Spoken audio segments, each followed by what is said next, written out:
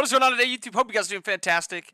Today, we are talking about the 4 newest characters talked about on this week's Titan Talk. GEB, Hua Mulan, Agni, and Ullr. We're going to be going over their +1s, anything that's changed with their kits, and anything that just makes it feel a little bit better. Agni is a magical god who scales only off of magical damage. Passive essentially acts the same, however, the +1, or part of Agni's +1s. Now when Agni gets a kill, he actually gets a heating up mechanic,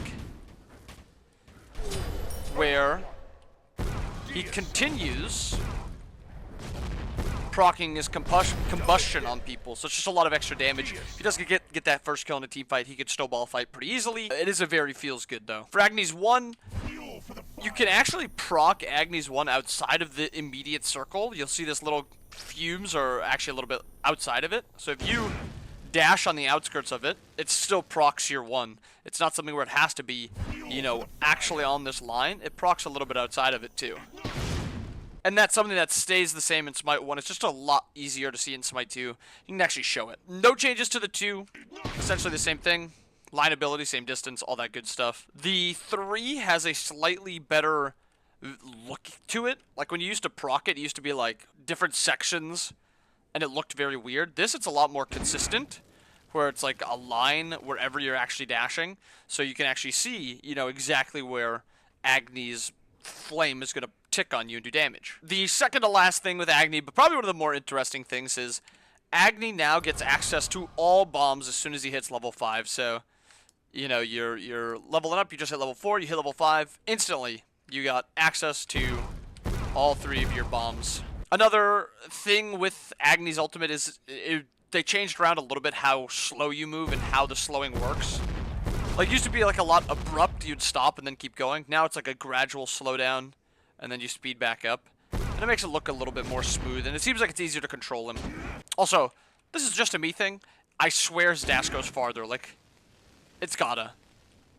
That looks so much longer. But they didn't say anything about that. Next up, Mulan. Just a small thing before you actually even getting in and showing the kit. She's actually renamed to Hua Mulan. Not a massive thing, but something to kind of touch on. Maybe you're struggling to find Mulan. She's renamed. Mulan is a physical god. She scales only off of strength, so no intelligence capabilities in her kit. She has a slightly new addition to her passive, or it's actually a massive new addition. Her passive is basically the same, but you're also getting this little banner down here. This banner is a placeable thing, where inside of it, you actually get more XP, so you're going to farm faster. It also, if you are walking towards it, you get movement speed. So my movement speed is 442 walking this way, 468 walking this way.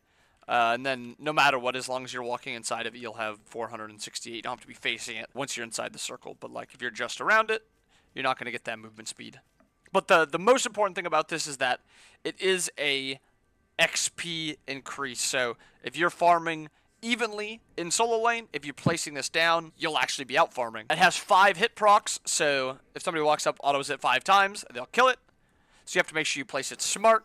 And it disappears after 45 seconds, and it'll reappear again in your consumable slot after 180 seconds. For the most part, her 1, 2, and 3 stay the same. The only interesting thing that I saw with the 3 that I want to talk about is how it works.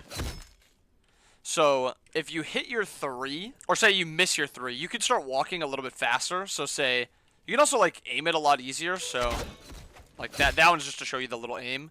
But if you miss your 3, you don't slow for as much. So it's not as dreadful to throw out your 3, try to hit it, and if you miss it, you're just completely screwed because you just move so much slower because you have to stand still for 10 seconds. So it's a lot, feels better. The 1, the 2 are basically the same thing. The other +1 with Hua Mulan is in the ultimate. On top of mastering and getting just more stats from getting points into all your abilities, getting them green also gives you additional effects for that specific weapon in the ultimate. So once you get your 1 maxed out, your sword, your dash, you'll actually be able to move. That's not what I meant to do.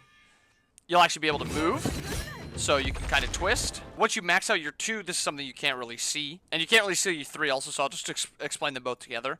Your 2 will reduce the enemy's active cooldowns by 3 seconds. So if they have a 3-second jump until it's up, it'll actually make it 6 seconds. And with the 3, it comes out a lot faster. It's a little bit harder to see, but the knock up, the arrow goes out a lot quicker. makes it a little bit easier to hit. Something that Rose said that you can actually do that feels pretty good now because of how much quicker the abilities are. If you use your ultimate and you cancel it after the second iteration of the ultimate, you can pull off of the knockup. And they basically have no reaction to it. It's a pretty cool combo that Ro was talking about, and I think I wanted to state it too. Steal something from Ro. Ullr, probably the easiest one to talk about. Still a physical god. Still scales off of strength. Passive, no change. 1, no change. 2, no change. Ultimate, no change. The only thing with Ullr is that now you will have a additional utility effect with your 3. So when you 3, you will now leave behind an arrow that you will explode whenever you cast your stance switch into a little slow area. The same thing is with the 3, where you use the 3, the axes stay behind, but instead of a slow area, it's a protection shred. Very simple changes with Ullr, not a ton of stuff to talk about. They said they didn't want to like touch too much with him because he's very feel important. Like if he feels good, he's going to be good. So they didn't really do too many things with him, but yeah. That's Ullr. Lastly, Geb, probably the one that has the most changes and the most exciting, honestly. I'm a Geb hater in Smite 1. Very exciting for Smite 2. He is a magical god who scales off of intelligence. And starting with the passive, he probably had one of the worst passives in Smite 1. In Smite 2 now, he has 2 additional effects on top of the anti-crit. He will now also only take 20% of his max HP from a single attack, no more. So if you Cuckoo ult him, if that's supposed to do, 1,000 damage to him, it will no longer do 1,000 damage, it will just do 20% of his max HP. Very nice. On top of that, he will also reduce all basic attack damage by 25%, which is probably going to need a nerf. I think that specific part. I actually think the 20% max HP is fine. It's just on top of, crit already reducing it, and then also it's reducing auto attack damage. I think it's a little bit too much. On top of the fact that, just jumping forward a little bit, his 3 will also proc your passive on your ally. So if you 3 your teammate Ymir, this guy's also got the cannot take more than 20% damage, the anti-crit, or reducing crit damage, and then also reducing auto attack damage. It's a little broken, but it's kind of cool. But a little broken. Going back to the 1, now when you reach the CC immunity effect, you can now do a little jump. I just missed. Jump. That also knocks up. 2, really nothing got changed. You can just move while casting your dash. You are slowed a little bit, but it still feels good. And then the last really big change, which is actually insane. Check out the Titan health.